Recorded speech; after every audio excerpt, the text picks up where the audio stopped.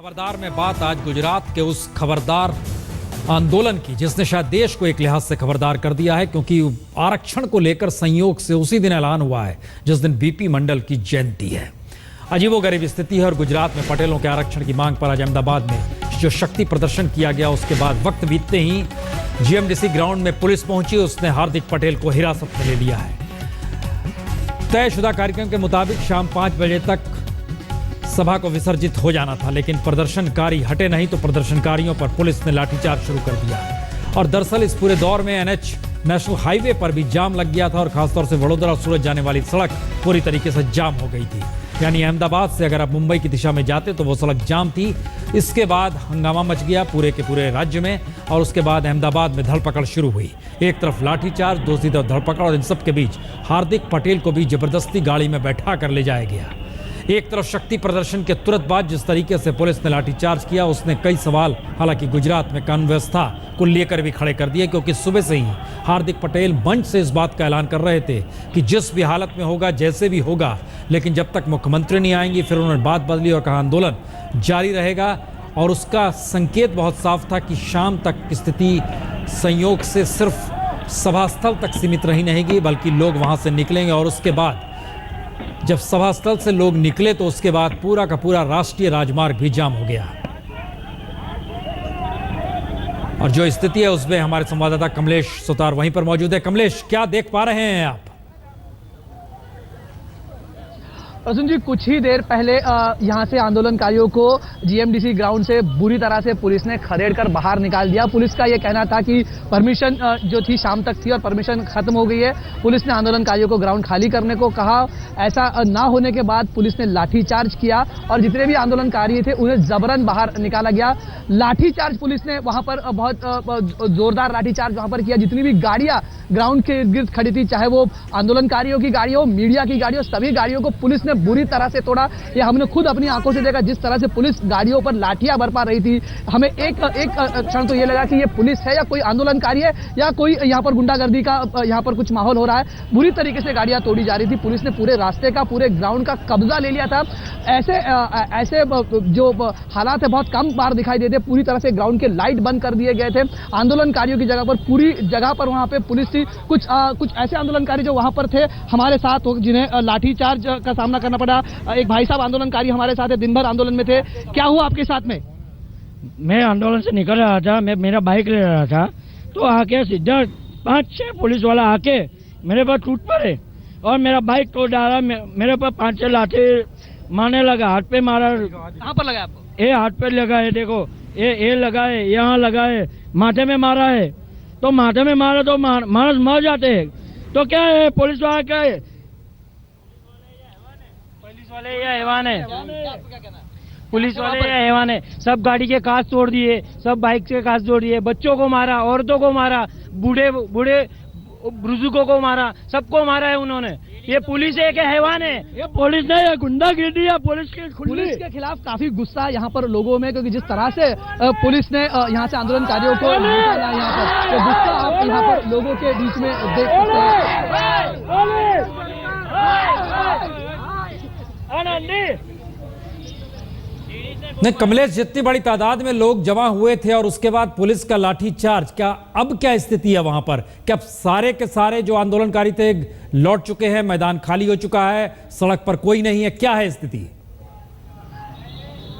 जी बिल्कुल, पूरी तरह से ग्राउंड को खाली कर दिया गया है। ग्राउंड में एक भी आंदोलनकारी नहीं बचा है और न सिर्फ ग्राउंड का रास्ता पूरी तरह से बंद कर दिया है, ग्राउंड के आसपास जाने वाले जितने भी रास्ते हैं, जितनी भी छोटी गलियां कूचे जो भी है, उनको पूरी तरह से पुलिस ने कॉर्डन ऑफ कर दिया है। एक भी व्हीकल की वहां पर एंट्री अलाउड नहीं है, कोई भी गाड़ी वहां पर अंदर जाने को अलाउड नहीं है। यहाँ तक कि पुलिस कर्मी के बिना और कोई भी जितने लोग वहां पर थे उनको भी वहां से दूर हटाया गया। मीडिया की वैन जो थी उन्हें भी वहां से हटा दिया गया। हमारी खुद वहां जो गाड़ी थी उस गाड़ी को भी वहां से तकरीबन 100-200 मीटर की दूरी पर खड़ा करने को कहा गया है पुलिस ने। वहां पर ना कोई आंदोलनकारी बचा है। पूरी तरह से जीएमडी ग्राउंड जिस तरह से दोपहर को पूरा आंदोलनकारियों से भरा था, इस वक्त पुलिस ने पूरे ग्राउंड पर कब्जा कर लिया है।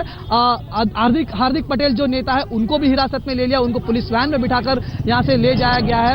हो सकता है पुलिस इसके बाद में उनके आगे की जो कार्रवाई होगी पुलिस डिसाइड करेगी, उन्हें अरेस्ट करना है या उन्हें डिटेन करना है जब तक ये पूरा आंदोलन शांत नहीं हो जाता। लेकिन एक बात यहां पर बता दूं प्रसून, ये हादसा ये पूरा जबरन जिस वक्त ग्राउंड खाली कर दिया गया था उसके 15 ही मिनट पहले मेरी हार्दिक पटेल से बात हुई थी। उन्होंने कहा था कि उनका आंदोलन सरकार के खिलाफ नहीं है, सिस्टम के खिलाफ है। लेकिन जब उन्हें बताया गया कि जिस तरह से सूरत हाईवे पर जाम किया गया, महसाना पर जाम किया गया, उन्होंने कहा यह आंदोलन का हिस्सा हो सकता है और अगर आंदोलन को दबाने की कोशिश की गई तो इस तरह के हिंसक आंदोलन और भी हो सकते हैं। तो पुलिस के ऊपर अब जिम्मेदारी इस वक्त और बढ़ गई है।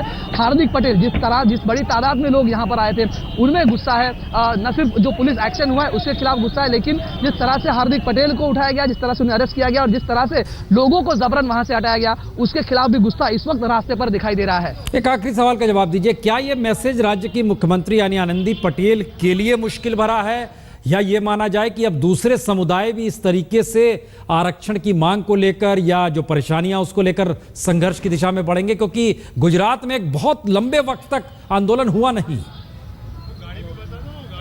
गाड़ी भी वहाँ नसीब। जी देखिए, जिस तरह से आंदोलन चला था, पटेल आरक्षण की मांग कोई आज की नहीं है। जितनी हार्दिक पटेल की उम्र नहीं है उतनी उससे ज्यादा पुरानी ये मांग आरक्षण की रही है। लेकिन जिस तरह से आज ये क्लैमडाउन हुआ है, जिस तरह से लगातार चुनौती दे रहे थे हार्दिक पटेल, उन्होंने पहले तो आंदोलन का बिगुल फूका, उसके बाद में उन्होंने सरकार को चुनौती दे दी कि खुद मुख्यमंत्री यहाँ आएंगी तभी जाके हम अपना निवेदन उन्हें देंगे, हम यहाँ से नहीं जाएंगे, रैली होकर रहेगी। लगातार चुनौतियां दी जा रही थी। उसके बाद में अनशन का भी ऐलान किया गया। हार्दिक पटेल खुद वहां पर अनशन के लिए बैठ गए। सरकार की तरफ से 2-3 कलेक्टर को भेजने का प्रस्ताव दिया गया था, उसे ठुकरा दिया गया था।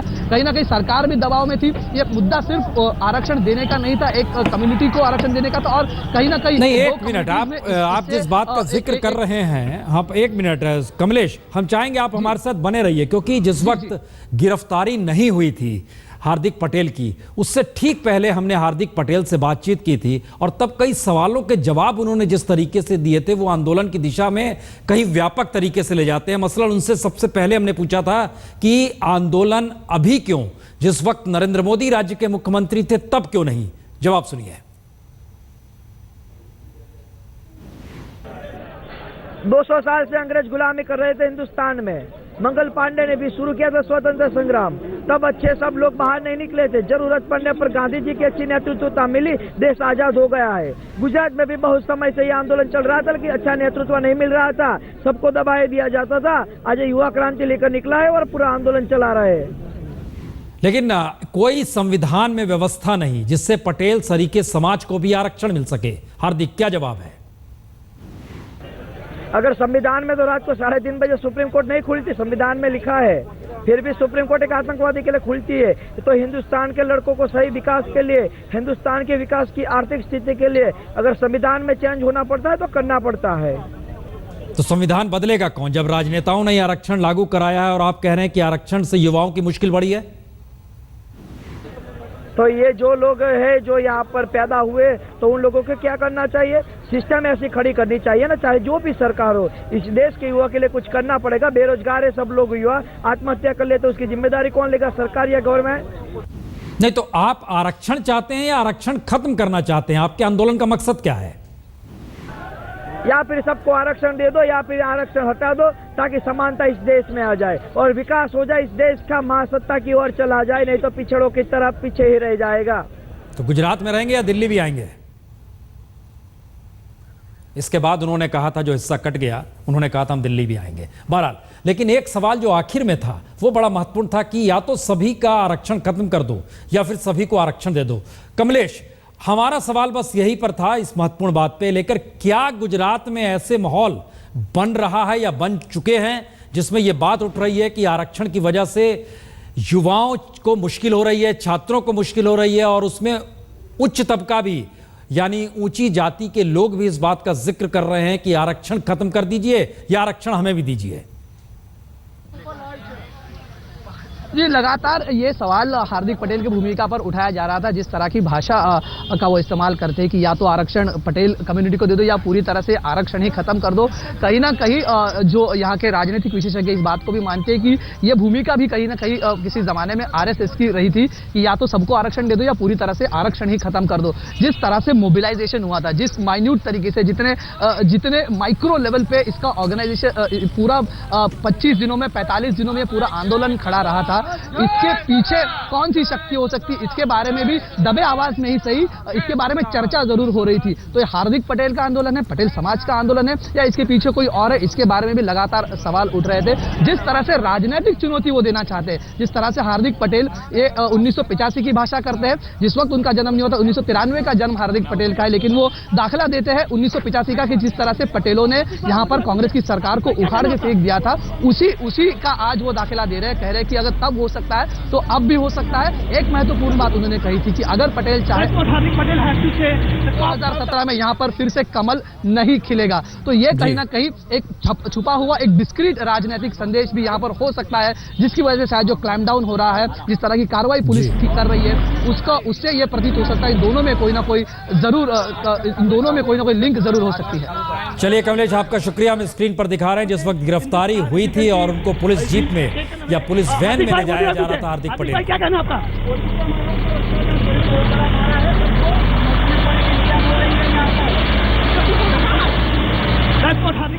लगातार हार्दिक पटेल जिस तेवर और तलखी के साथ आरक्षण को लेकर और जिस तरीके से युवाओं की मुश्किलें हैं उसको लेकर अपनी बात का जिक्र कर रहे हैं।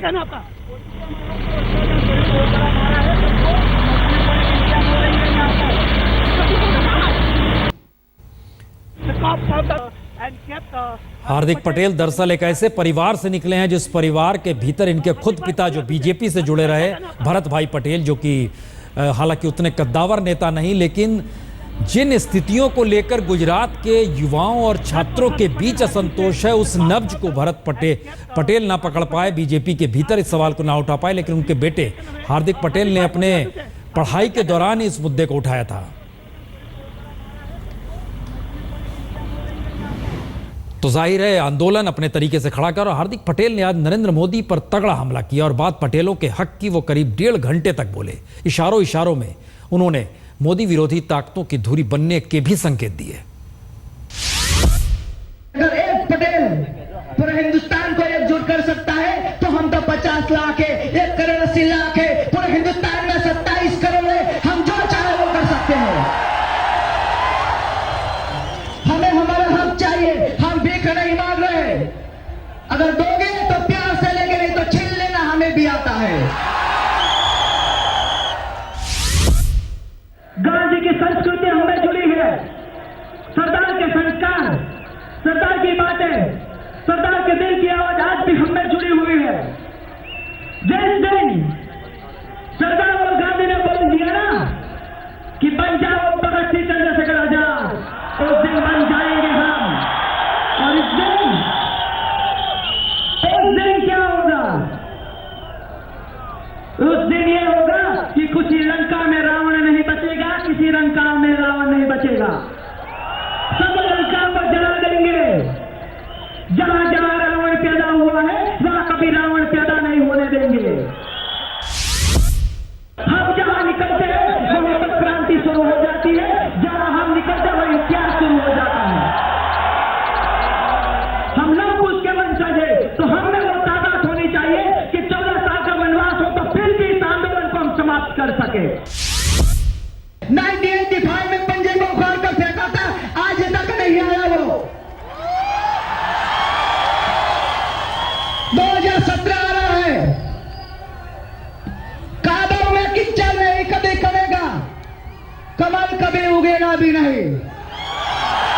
अगर इन लोगों के हित की बात हुई तो फिर से उगाएंगे वही कमल, शानदार से आन से।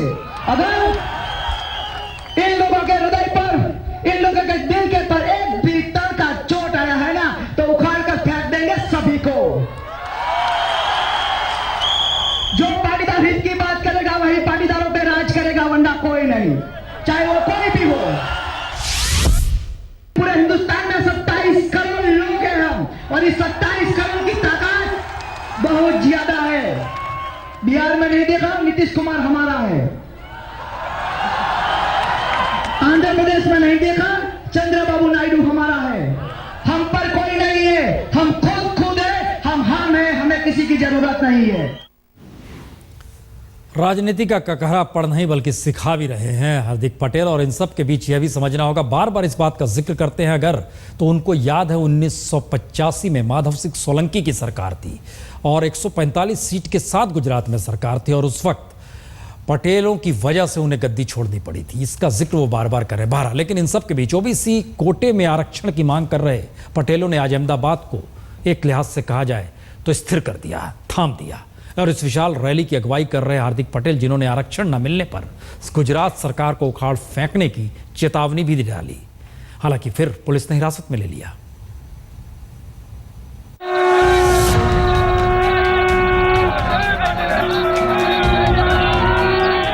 क्या ये गुजरात में किसी नई राजनीतिक ताकत के ध्रुवीकरण का संकेत है? अरे भाई, इस पाटीदार के घर में तो हर एक सीएम है, हमसे बड़ा कोई नहीं है। धन्यवाद मित्रों। पाटीदार क्या गुजरात में आरक्षण की आग आने वाले दिनों में और धधकने वाली है? रोड पर उतरना आए होंगे, जेल में जाना आए होंगे, राजधानी रोकना आए होंगे। तुम लोगों ने देख, क्या ये गुजरात में बीजेपी की मजबूत बुनियाद में सेंधमारी का सबूत है?